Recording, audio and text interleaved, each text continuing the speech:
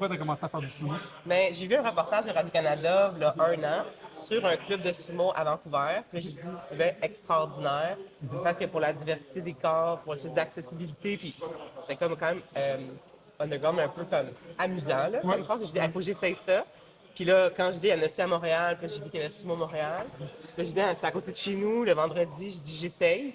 Puis j'ai tout aimé. Fait que la première fois, j'ai tout aimé. J'ai trouvé ça accessible, facile, le fun, la gang, le fun.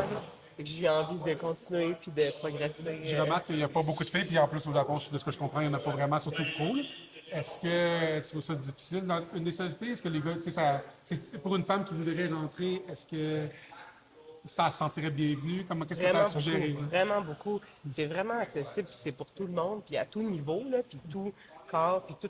Moi, j'avais jamais fait de sport de combat de ma vie, là, fait que c'est vraiment un sport accessible, puis tu vas partir d'où t'es, puis on va s'ajuster les autres en équipe à ton niveau, là, puis ta force. Fait que c'est vraiment accessible, puis le crew, le groupe est vraiment le fun à Montréal. Fait que c'est vraiment, moi, je me suis senti dès le jour 1 vraiment bienvenue, même si j'avais jamais fait de sport de combat. Puis il y a vraiment comme un transfert de connaissances, puis tout le monde est content que des nouvelles personnes arrivent, puis aiment le sumo, puis partagent cette même passion-là. Fait que c'est vraiment accessible, puis même si je suis la seule fille, je me suis jamais sentie différente des autres, mais on veut plus de filles.